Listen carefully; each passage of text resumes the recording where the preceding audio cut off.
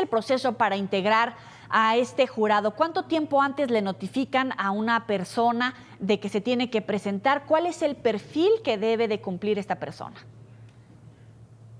Por ley, el proceso de selección de jurados tiene que ser aleatorio, no puede ser intencionado al principio. Entonces se solicitan ciudadanos de la región o del área en donde se va a hacer y recibes una convocatoria. El nombre técnico en inglés es summons.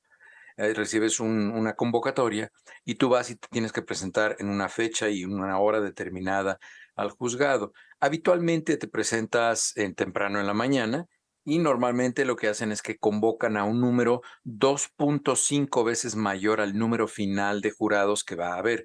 Si va a haber al final 11 jurados, citan a 33 personas o a 30 personas. La defensa tiene la posibilidad de eliminar hasta 8 personas y los fiscales tienen también la posibilidad de eliminar hasta para que al final quede el número non que ellos desean tener para que se haga el jurado. Tienen que ser muy cuidadosos cuando están eliminando a las personas porque puede ser que se queden al final sin oportunidad de, de eliminar personas porque ya tuvieron todas sus oportunidades y ya las perdieron. Entonces, ¿qué es lo que hacen?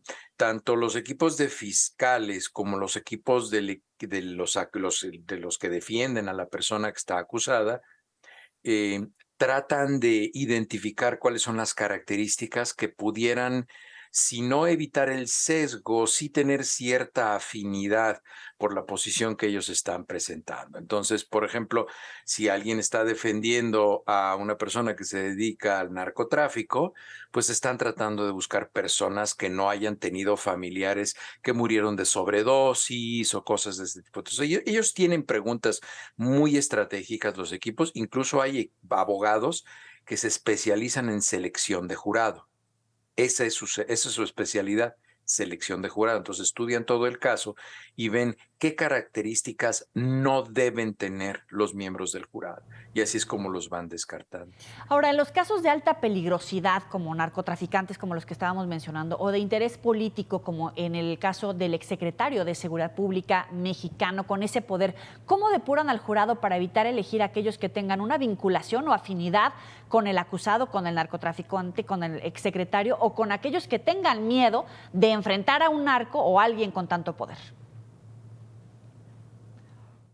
En un caso de alta peligrosidad o de riesgo como es este, el proceso de selección no es como habitualmente es. Normalmente cuando te seleccionan, te citan en el juzgado y te sientas justamente en los bancos en donde van a estar sentados los jurados y te seleccionan. Y hay otra ronda donde seleccionan a otros tantos y habitualmente son 2 o 3 rondas en las que seleccionan a las personas.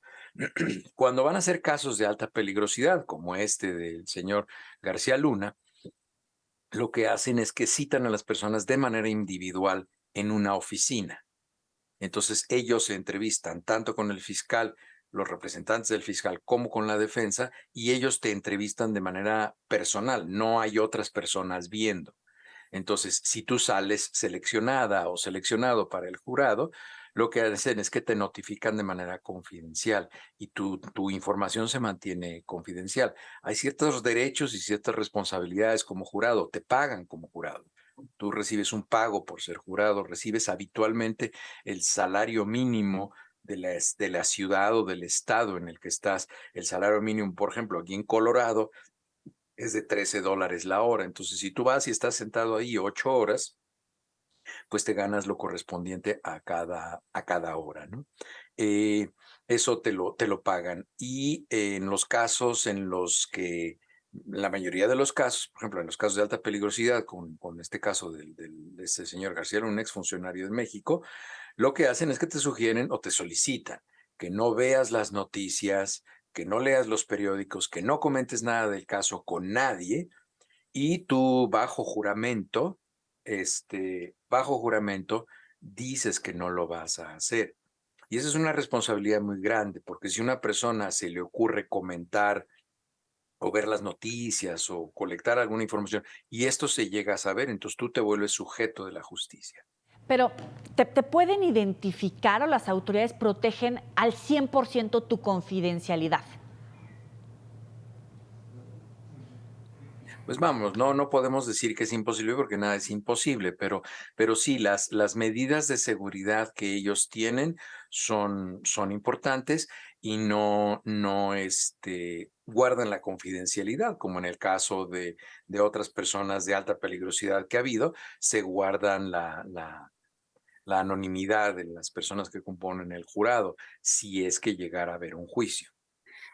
Pero ¿te ven o no te ven? Perdóname la No están en la sala. Y tú no estás en la sala. Cuando son casos de alta peligrosidad, a ti te asignan una oficina en el edificio de la corte y tú estás sentado en una oficina tú solo, viendo lo que está diciendo la otra persona y los otros miembros del jurado están en otras oficinas. Y cuando vienen las discusiones, son conversaciones sin una pantalla, sin una cámara, solamente están utilizando tu voz y la máquina que se utiliza para las conversaciones modifica tu voz. Entonces, ni siquiera por reconocimiento de voz puedes estar identificado. Y habitualmente todas las votaciones, todas las opiniones que tú emites son cuantitativas, no son cualitativas. ¿Esto qué significa? Tú tienes que decir sí, no, a favor o en contra. No, como jurado no das tu opinión. Como jurado dices sí, estoy a favor, no estoy a favor, o sea, dices sí o no, entonces son cualitativas, es decir, tú dices sí estoy a favor o no estoy. Entonces lo que hacen es contar solamente los votos. Entonces tú aprietas un botón de un color, pues prácticamente lo que tú escuches, no, lo que tú opines no se escucha, y si acaso, pues habrá alguna discusión previa, ¿no? Si es que se tiene que deliberar. Pero estos casos habitualmente no son tan peleados, ¿no? O sea, va a ser muy difícil que una persona con este perfil y con esta conducta, pues vaya a ver quien esté en una posición que diga, no, pobrecito, ¿no? Mucha gente en las redes sociales nos preguntan cómo evitar que sean comprados o corrompidos los integrantes de un jurado. Claro, ahí hay dos cuestiones. La primera es que nadie sabe quiénes son los miembros del jurado y pues tú nunca dices que fuiste miembro del jurado por tu propia integridad. No lo dices. Entonces es difícil que te puedan comprar.